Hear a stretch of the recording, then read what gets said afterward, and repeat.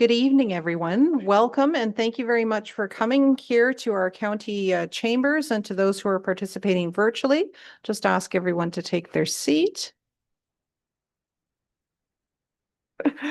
And I would now like to call to order this public meeting of May 6, 2025 for the purpose of discussing and hearing public comments about the forest management bylaw.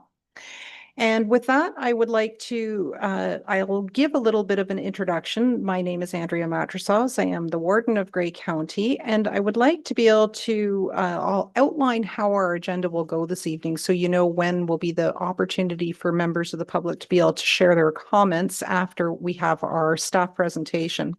This meeting is being held at our county chambers, and it is also being live streamed as well for the benefit of those who may not be able to attend in person. Notice for today's meeting was given in accordance with the county's procedural bylaw. And for any questions following today's meeting, you're welcome to contact forests@grey.ca. So that's forests, plural, FORESTS, @grey.ca. Or if you prefer, you can call 548-877-0919 for assistance. Comments are still being accepted after today's meeting, and staff would encourage you to get any comments in by May 30th, 2025. So there's an opportunity to include your comments in the summary of that will come out through the report. If you want to be notified of any future information on the forest management bylaw, including a future decision on the bylaw, please send an email to that same address, forests@grey.ca, requesting to be added to the county's notification list. At this point in time, I'd like to turn to Madam Clerk to ask her to do a roll call for attendance purposes, as we have a number of our county councillors attending today's meeting. Thank you and good evening, everyone. In attendance today, we have Councillors Nielsen, Dobreen, Dickert, Carlton, Keaveney, Kentner, Gregg, McKay, Eccles, Mackey, Patterson, Hutchinson, and McQueen, and yourself, Warden Matrosas. Thank you, Madam Clerk. And we would like to, at this point in time, take a moment to do a land acknowledgement. So let us begin together by respectfully acknowledging that we are gathering on the traditional territory of the Anishinaabeg Nation, the people of the Three Fires, known as the Ojibwe, Odawa, and Potawatomi nations. And further, we give thanks to the Chippewas of Saugeen and the Chippewas of Nawash, known collectively as the Saugeen Ojibwe Nation, the traditional keepers of these lands and waters since time immemorial. To our south lies the traditional territories of the Six Nations of the Grand River. We are dedicated to honoring Indigenous history and culture, and committed to moving forward in the spirit of truth, reconciliation, and friendship with all First Nations, Métis, and Inuit people. At this point in time, I would like to call for any declarations of interest from county council members. Not seeing any hands in the chamber or on the screen. I will continue then with a bit of an introduction about tonight's meeting. So please be advised that the purpose of the public meeting is to obtain input from the public on amendments to the forest management bylaw. Any material submitted or shared will become part of the public record. First, we will hear a presentation from staff. Following the presentation, members of the public who wish to speak may do so from the lectern that we have provided for you here in the center of the circle. And all comments and input will be recorded and considered. So there isn't, so in which case, if you're coming to make a comment and you've heard some of the things that you would like to say already said, you can just simply say that you agree to the previous comments. That will be helpful, but it'll be an opportunity for you to highlight something additional that might not have been said by a previous member. So please feel free to listen to each other's comments and add on the new points that you would like to highlight as well. You can also use that as an opportunity to leave a question that you have, because we will circle back to staff who will then be able to answer questions. So if there is one that you want to express in your comments, they'll make a note of it and be able to address it when they come back to the lectern to be able to provide further information. So following the public comments, staff may respond to the questions of clarification from members of the public or county council. Staff and council members are here to receive comments from the public and are not here to debate the matter. There may be matters from this evening's meeting that staff need to follow up on or provide further research, and as such, staff may not have all of the answers to all of your questions tonight. Please be advised that no decision is being considered as part of today's agenda. The meeting is strictly intended to receive comments and questions from the public. The county's planning staff will prepare a report for consideration at a future county council meeting. So what you've seen and what you've read is for draft purposes, for discussion purposes. Nothing has been decided at this point. And this will assist the county council to consider the submissions regarding the matter when it comes time later in the year to make a decision. If you would like to be notified of any future information of the forest management bylaw, including any future decision on the bylaw, please send your request to be added to the email list to forest@gray.ca, requesting to be added to the notification list. And with that now, I would like to turn to Ms. Sarah Johnson from our staff, who will give her presentation.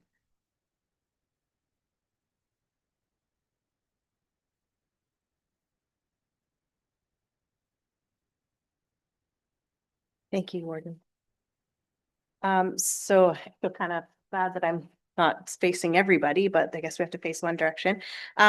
I just wanted to introduce myself. I am Sarah Johnson. I'm the Forestry and Trails Coordinator here at the county, and I just wanted to discuss some of the update, the update to the bylaw and what our plans are excuse me, what our hope is for the next steps afterwards. So just a brief overview, I wanted to talk about our bylaw in general. It has been in place for over 20 years. It is getting a little long in the tooth. It is, for those that are in attendance today or online that may not know as much as some of the other people in attendance, we wanted to discuss exactly what the bylaw is itself.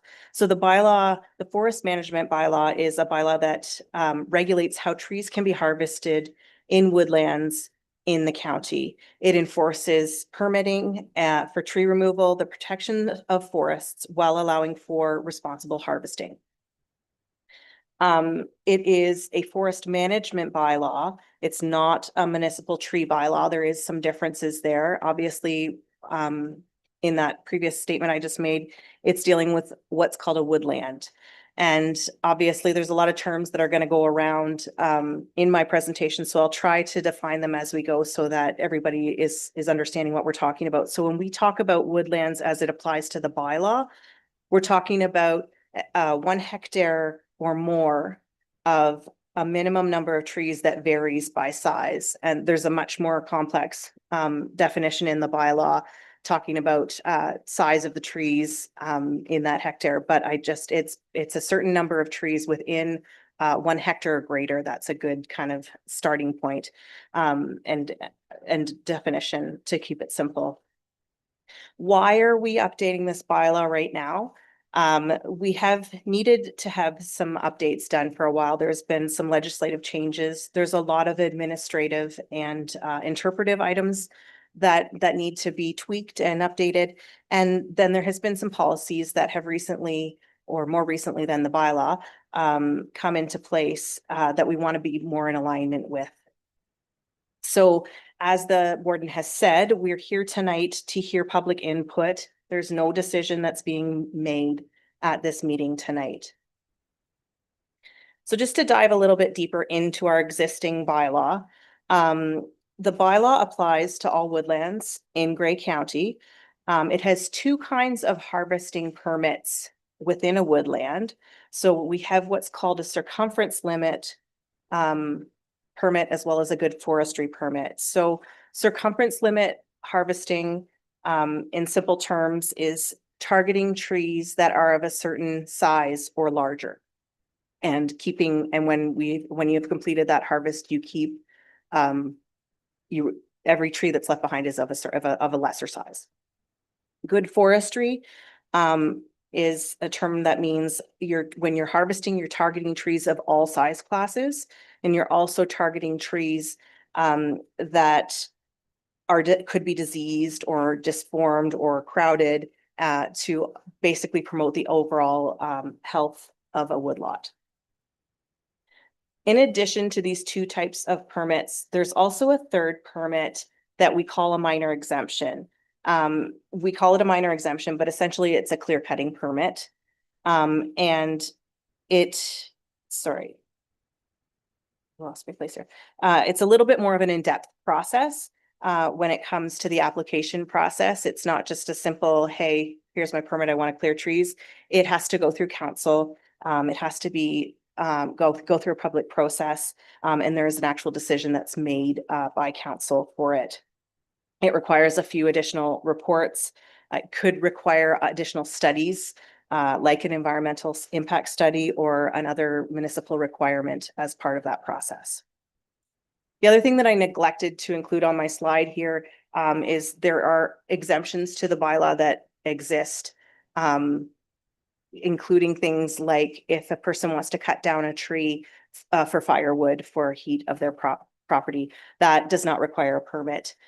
Things like fence posts, it's called personal use in the bylaw. And so those are the types of things that would cover. There's other exemptions for applications such as a subdivision that has gone through a similar process. So not to make an applicant duplicate a process if they're already going through an environmental study as part of that other application process, then they would be exempt provided they meet the criteria of the bylaw. And as you can see right there, there's also a stop work order that if there is a violation, it can be issued, as well as some fines for which are divided up between individuals and corporations. For those of you that have come tonight and spoken with staff or have been made aware, we did provide or create a draft bylaw. By no means is that the final document. But what we had proposed in that document was the removal of circumference limit cutting, as well as a number of administrative things, including a lot of administrative things with regards to the minor exemption applications. They're proposing to change the name of the minor exemption application to special permit because it is a different kind of permit within the bylaw. They have proposed to change the stop work orders so that there's more ability for requesting of rehabilitation or replanting, as well as including those requirements within penalties as well. And then some changes when it comes to penalties and what we're going to require of individuals. There's no longer going to be a separation between a corporation and an individual. It's simply one fine value there. As with the previous slide, I guess I forgot that as well. Those exemptions that are present in the existing bylaw, most of those carry over into this update as well. So as we have begun this process, we have already heard from a lot of you. And so I just wanted to highlight some of the things that we have heard from the public already. One of those in particular is that circumference limit cutting, and that individuals really want that to remain in the bylaw. Another comment that we have been hearing a lot of is the bylaw currently works as it is. We don't need to update it. It's not necessary. The other thing, the other questions that we have had, and I just answered this question in the previous slide, will there still be exemptions for personal use? Absolutely, those are still proposed to remain in. We had questions about the managed forest tax incentive program. The changes to the bylaw won't change that program at all. And then other comments that we have received, forests are an essential component for climate change adaptation, and the protection of trees and forests need to be a priority, and the bylaw should reflect this. The other suggestion that we heard was that there should be additional incentives put in place to support those people, those landowners, those farmers who retain good quality woodlands and wish to reforest marginal farmland with native trees. So tonight is obviously one of the beginning steps of our process, and we are hoping to hear a lot from everybody tonight, but also for those that are not maybe as comfortable speaking in front of an audience like this, we've tried to make other options available, and I've listed them on my next slide, but we have some comment sheets available at the back that can be filled out and given to staff tonight, or you can bring them in or mail them to us at a later date. We are hoping to collect all of our comments by the end of May. Once we have, there's also some online options, but I'll go over that in my next step or my next slide. After the consultation is done, this is kind of an overview of what we hope the timing will be. It's not a hard and fast list because you can run into trouble sometimes when you try and stick to a schedule like this with a bylaw like this. But the goals that we have set for ourselves as staff are to review and research the comments that we've received over the summer and then prepare a final draft by the end of the summer, have a report and staff recommendation prepared for council's consideration in the fall. And then hopefully county accepts and adopts a new bylaw that we can have in place by the end of the year or early next year. So just to go over again how you can provide input, again, tonight is an opportunity for anyone who wishes to speak. I've got that email address again, forest@grey.ca, or if anyone wants to email me directly, there's my email, sarah.johnson@grey.ca. There is also an online web form. And then, as I mentioned, we have some hard copies of comment forms at the back. You can write us a letter. It doesn't have to be one of those forms. It's whatever you wish. And that's basically kind of a broad overview of what we're hoping to update with the bylaw. We definitely know we don't have it completely right yet, and we're just willing and looking forward to hearing from everyone tonight. The only other thing that I just wanted to mention is we do have our bylaw enforcement officer here tonight as well to provide any kind of assistance in answering some of these questions because he is our expert. So I just was going to ask if Dave could stand and give a little wave there. That's Dave Wiley. He's our bylaw enforcement officer.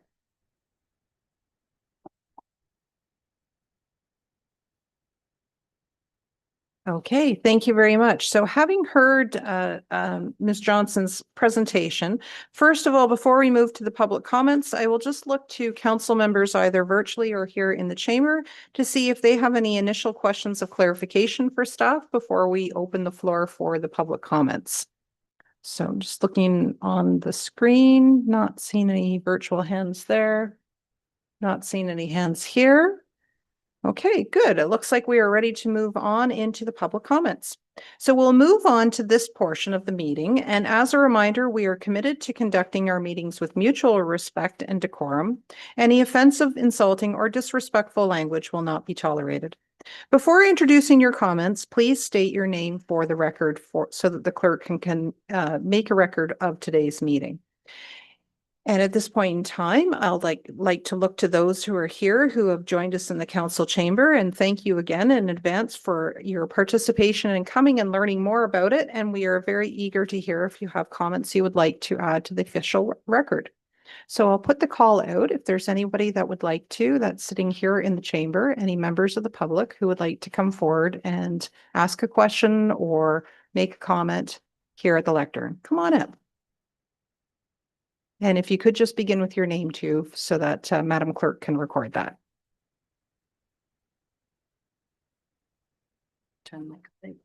Hello. Hi, I'm Mark Shannon. I'm a horse logger for 40 years, forester, licensed tree marker, worked with the OMNR, but mostly as a horse logger working for myself. This change in the bylaw is critical in that circumference limit cutting is nothing but high grading and it should not be considered in the bylaw at all. To practice good forest management is probably the best way, both financially and ecologically, that a woodlot owner can do. I may want to refer to my website, arbornorth.com. And in there, I have a publication I extracted from the Forbes magazine, and it speaks to the benefit of practicing good forest management. And it just makes so much sense. For all you have to do is look at the Grey County forests that have good forest management's been practiced for years, and tremendous forests and huge returns to the county on these forests that have been managed properly. We have an organization, Grey Bruce Woodlot Association, as well as the Ontario Woodlot Association, that can refer people to people that can help them practice good forest management. And yeah, it's a free service. And there's also, the private woodlot owners can join either of those associations and get a constant flow of information on how to practice good forest management.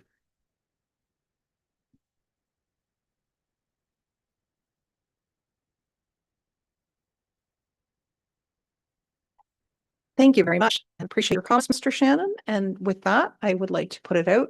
If there are other members of the public that are here tonight that would like to come and make a comment here at the lectern. Thank you. Come on up.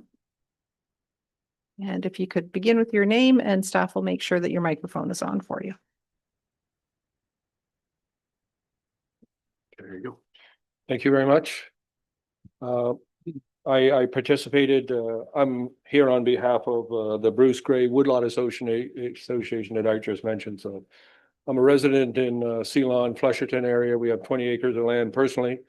And one of the feedbacks we've had from our members is on the, and I'll just try to make sure I'm talking about the right topic here, Shannon, was personal use of wood to, with the changing environments and changing, you want to call it recreational or woodlot operations, sawmills, local sawmills owned by the landowner, and cuts his own lumber to build his own buildings and so on, and non-commercial operations. So I gave feedback on your session in Markdale, and they were very keen to see that in writing. They've heard it many times, but they're keen to see that acknowledgement put in alongside with firewood stuff. So thank you very much.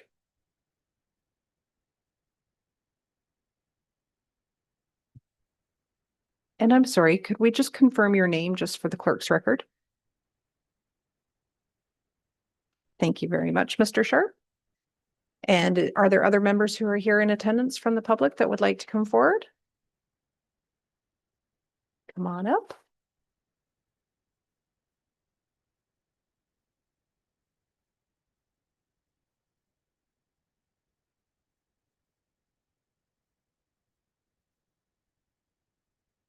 Hello, my name is Bob Weirmeyer. You need me to spell that? Probably. Weirmeyer. Yes, Kevin Eccles knows it, I'm afraid, but anyways, I have a couple little things here. I would really, full disclosure, I'm also president of the Saugeen Regional Landowners Association and co-vice president of Ontario Landowners Association. So I do hear from quite a few more people than just myself. I would like to thank the previous people who spoke too. Those were some of the things that people have brought forward to me too on the circumference cutting. Now in this, I just actually got the draft bylaw when I came in here. So looking at exemptions of section 4.1P. Now you talk about the Farming and Food Production Protection Act in that. I think this is very crucial because a lot of the tree cutting is a normal farm practice. There has been, we talked about this, I guess, when the official plan went through is some of the natural heritage woodlots that I pointed out at that point that weren't actually natural heritage woodlots. They were farms that people had replanted in trees, hoping to take a crop off when they were big enough. I don't see anything in here that really exempts that, because they should be under the Farming and Food Protection Act, because it is a normal farm practice to plant a crop and take it off. Instead of a crop every year, these were crops that were put in to be taken off every 40 years. So why a person would have to get a permit for a normal farm practice is something that has really baffled me for quite a while. Now, even talking about logging, that basically a good farmer takes care of his land. He also takes care of his woodlot. That's just par for the course. It's part of his income. It's part of his livelihood. When his trees get to be mature enough to be able to take out, he should be able to just go and get them logged, get a certified tree marker in to do the work. Getting a permit system, I don't believe really works for that, because it is still under the Farming and Food Protection Act as a normal farm practice. It is part of the man's income. There was a section in here too that said somebody could take out wood for their personal use. We get into now any place where there's enough cedars growing that, okay, I can get enough for my cedar posts, but there's more than I need. That is also a sale. That is part of the farm's income. That's what the farmers have depended on for years on end. When there's a poor crop, well, you look, okay, it's time to take a crop of trees out. These are the things that I think have been sort of missed, and I think they should really be concentrated on. I think that's about all I have to say on some of this, but oh, I marked something else down. Oh dear. Yes, upon receipt of the County of Grey of an application for the good forestry permit, the owner shall permit the County of Grey to enter on their property to enter any reasonable time without a warrant. Well, again, I go back to the Farming and Food Protection Act. The farmer in good faith contacts somebody, a certified tree marker, they have the knowledge and the skill to go in and mark the trees that should be coming down for sale, for diseased, for things that should be taken out.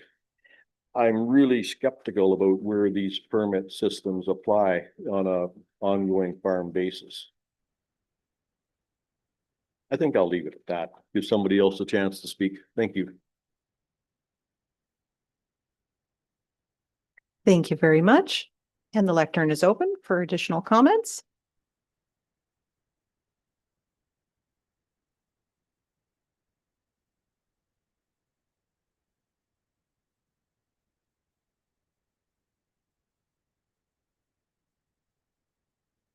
There you go.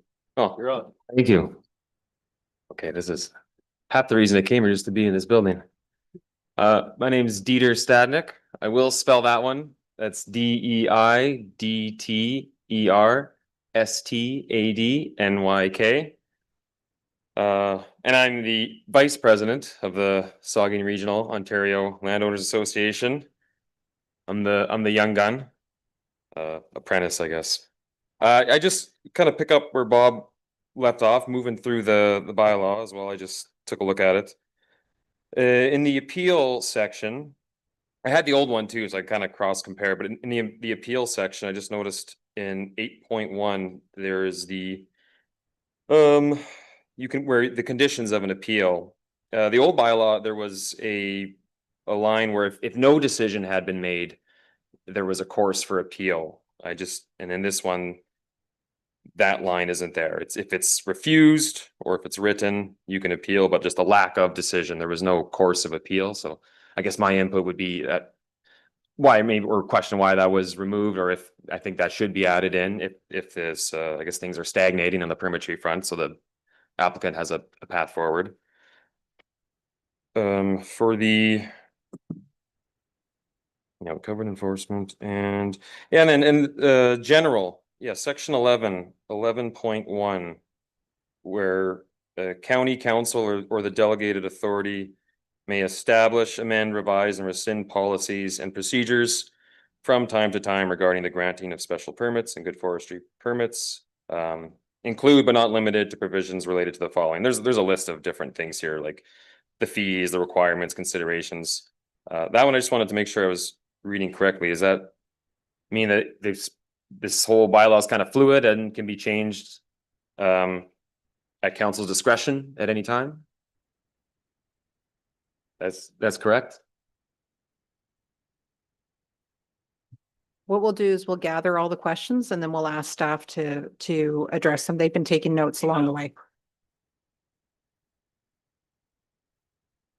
Overrode and, okay, that's all for me. Thank you very much. Thank you. And are there others that would like to come to the lectern? Come on up.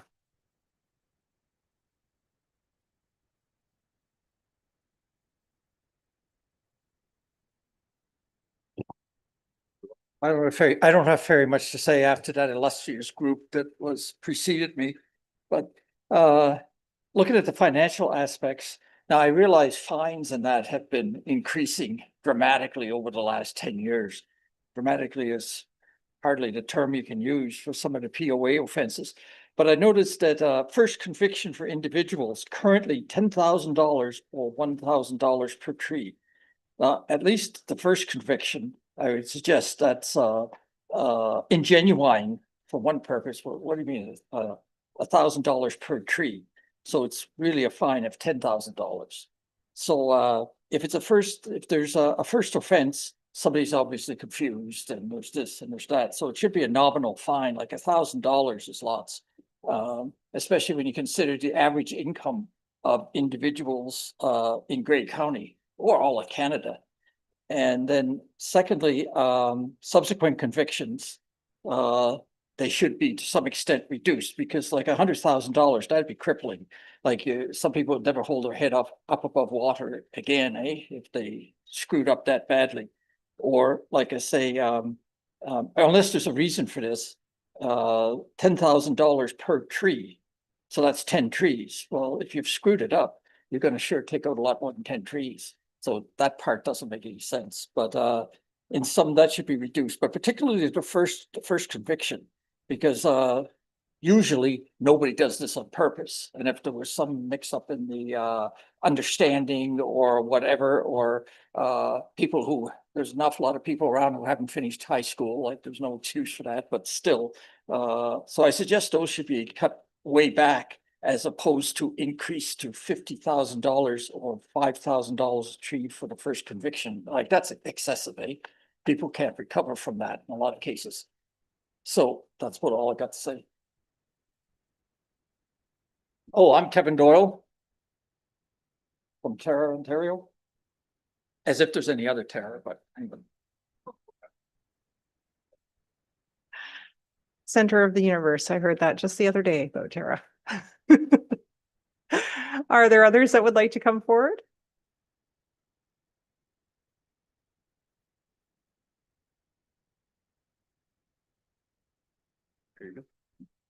Good evening. My name's Charles Hill, and I was going through this. I just got it about 10 minutes ago, so I haven't had time to thoroughly read it. But I'd really like to get definitions on a noxious weed, because I know the Webster's Dictionary defines a weed as an unwanted plant. So if that's what you're going to go by, that's pretty wide open. All right, and that's some stuff that's been exemption. Sorry. Thanks.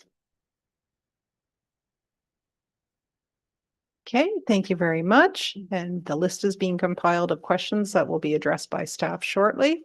So I'll just make sure that we've captured everyone's comments for this evening. Are there any further comments from members of the public who are present today? Okay. Okay. Yeah, we do have time for a round two. Come on up. It's best for us to collect all the comments and questions ahead of staff response.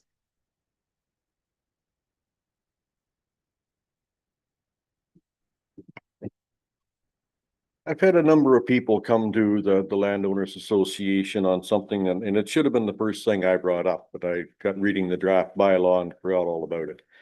There has been people charged for clearing fields that have been overgrown with trees. Some farms have been bought up in the past by people who were non-residents. They just left them sit idle and they've grown up. A lot of the time it's scrub brush and whatever. People that have been trying to clear this up to bring this back into the agricultural world have been charged. I really have a problem with that, again, under the Farming and Food Production Protection Act. I've seen a few of these properties. You can still see the fence lines, and what they are doing is just trying to bring agricultural land back into use again. Down closer to the big cities, they're paving over 300 acres a day of prime farmland. The least we can do is try and protect the land that had already been cleared. And if we need to re-clear it because of the lot line or the fence lines are already there, we should be allowed to do that. I know any place in town, if somebody left their grass grow for 6 months, well, they'd be in deep trouble by then. So it's basically the same thing. The person who left the farm to grow up wild and didn't take care of it should have, but a new person purchasing it should really have the opportunity to do that. And I think that's all I'll have. Thank you very much. Thank you very much. And are there any further comments from members of the public who are attending today? Okay, I'll put a second call out. Any final comments from any members of the public? Oh, okay. And we do have a written comment submitted that we'll just go to in just a moment. And then Sarah will be able to then go into her response to the questions that have been asked. But I'll just put one final call for any members that are present here. Okay, so I'll declare that those in attendance here have shared all of their comments, and we'll close off that portion, but we do have a written comment that will need to be shared ahead of response to the questions that have been asked. So Ms. Johnson, if you'd like to come forward to the podium, begin with the public comment that was submitted and include the name of the individual for the record, and then you can then just go ahead into your presentation part. And I do see a question that has come up from a council member as well. So why don't you read the public comment, and before you go into your responses, we'll take a moment to circle back to council members. Okay, there we go. So this comment is from Greg Castor. And his comment, it says, I think Grey County circumference diameter harvest should stay in place. It works well. In the Grey County bylaw, it assures that trees are not over harvested and are sustainable for future harvests. They have in the bylaw that you must maintain a 20 square meter basal area after harvesting. If the county wants to tweak the bylaw, my suggestion would be that that undersized, diseased, and overcrowded trees in areas could be marked and cut by logger or homeowner. But the number of trees undersized has to be counted and written on the notice of intent. So when the bylaw officer comes out to look at the bush and approve for a permit, he can check the undersized trees, and if he agrees, can be allowed to cut as long as the 20 square meter basal area is maintained. It is a proven fact in hardwood forests that maintaining a 20 square meter basal area assures enough sunlight and nutrients for the other trees to grow at the fastest speed. With regards to good forestry practices, I think this system should stay in place, but the landowner should have an option of either good forestry or diameter harvest, as the bylaw states now.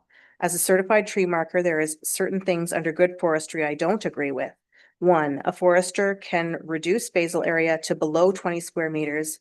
They can do this by using different prescriptions for woodlots. For example, scattered red oak and cherry trees can get a prescription for group selection. These trees need a lot of sunlight to reproduce, so most foresters, when they come across these species of trees, will do group selection prescription. This is how they do it, and they will take an imaginary circle around the tree 1.5 times the height of the tree, and will clear cut any of the other trees in that circle and give enough sunlight for the trees to produce seed. This could mean that they could cut 70 to 80 trees of all different sizes to allow this one tree to produce seed. By doing this, it removes the 20 square meter basal area, but everything has to be in their favor for the seed to take root. As a lot of seedlings take root, you still have a few other things to consider. Wildlife eat the acorn and seed as it falls. Deer, turkey, chipmunk, and squirrels will, sorry, I think I missed a line here. As a lot of wildlife eat the acorns and seeds as it falls, including deers, turkey, chipmunk, and squirrels. If you're lucky, the seedling takes root. You still have a few other things to consider. Rabbits and deer like to graze on open seedling areas. And if everything goes in your favor, and in about 70 years, you may get some oak or cherry species to harvest. Otherwise, if you have done a circumference cut, you could have had a variety of other species and more to harvest. This is one of the reasons circumference limit cut should be kept in the Grey County bylaw. Okay, thank you. So let me go to a virtual attendee from County Council who would like to add a comment. We'll go to Councillor McQueen. Thank you, Madam Warden, and some great comments tonight.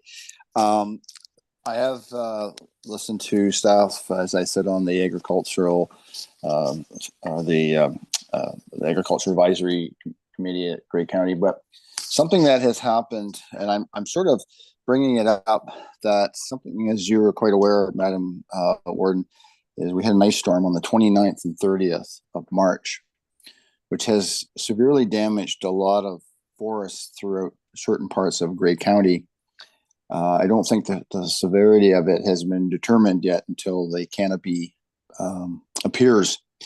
So I sort of wonder if there are comments or something to look at, because there could be a number of forests that are to the point where they may need to be harvested or uniquely cut for firewood. I don't know, and I don't have the answer.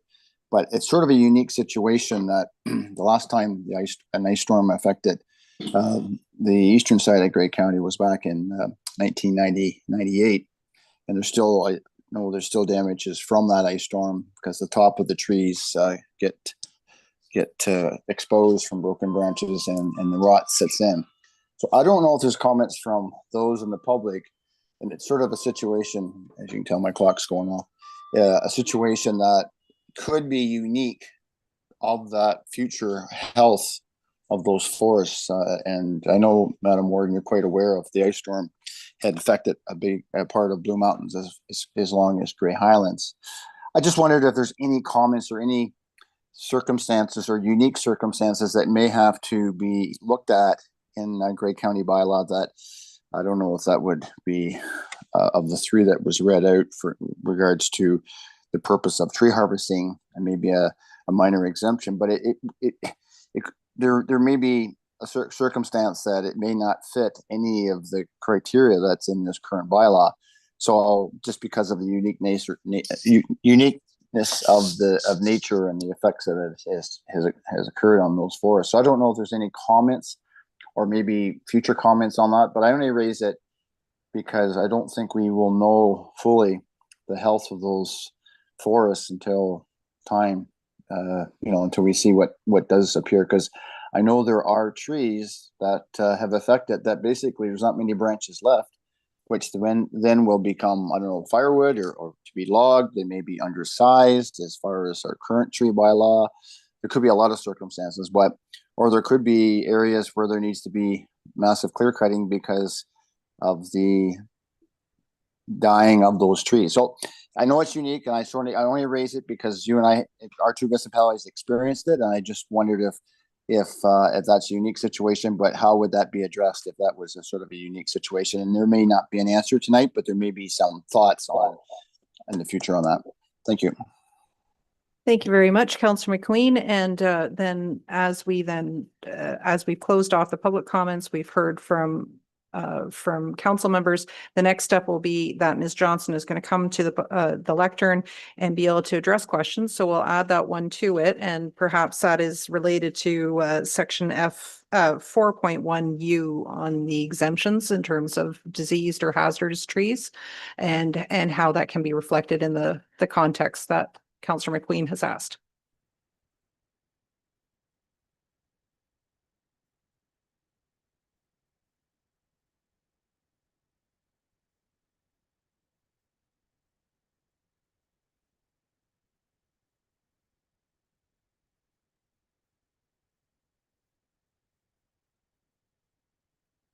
Just want to make sure that I'm not missing any. I have a few in the back of my head, but I want to make sure that I address everything that I can. Why don't you get started with what you do have prepared, and then we'll circle back to the clerk to make sure that we've checked off initial questions. And as we mentioned at the beginning of the evening, you may not have all the answers, so you can just simply say that that one will require some more research. Thank you. I guess I'll start with Councillor McQueen's. We probably do need to do a little bit more reading into that because it is a unique situation. We do have stipulations in the bylaw that when we're accepting a harvest, you know, if it is under good forestry, we would target those damaged trees, but in situations where there is significant damage. I'm not sure if we have considered that, so I will look into that and I will get an answer back for him on that one. With regards to the question about the definition of noxious weeds, I believe that is a provincially legislated definition under the Noxious Weed Act. So it's just, it can be found on Ontario, or the Weed Control Act, I beg your pardon. And those were the two that were in the back of my head. So I know there was other ones, so I just want to make sure that I'm not missing. Okay, I'll look to Madam Clerk if there is reference in the notes that have been taken.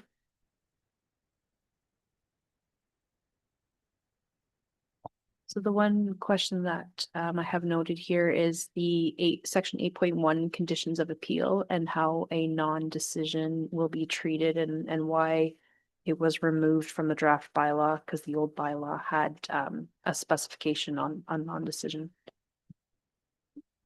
That again is another one that I will have to get back on that one because I was part of the process, but I didn't draft every section. So I want to make sure that I have a full better understanding before I respond to that one.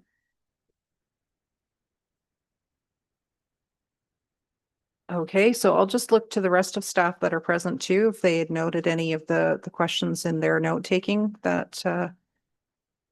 Okay, we'll go to Director Taylor.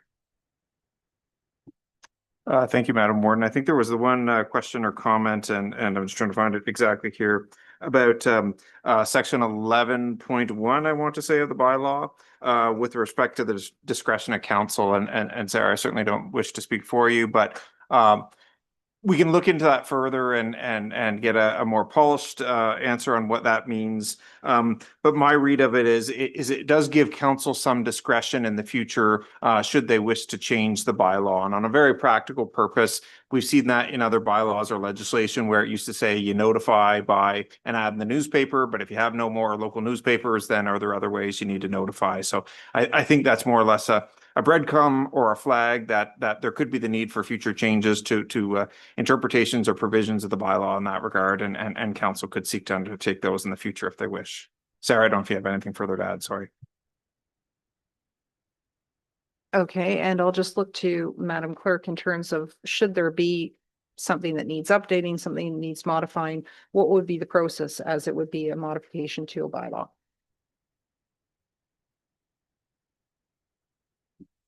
So following the draft bylaw coming forward, if it is or if and when it's endorsed and passed by county council, future updates can be made at any time, either by a staff initiated staff report coming forward and bylaw amendment, or coming from the council table as well, bringing forward a notice of motion for staff to look into future bylaw update on a specific item within the bylaw.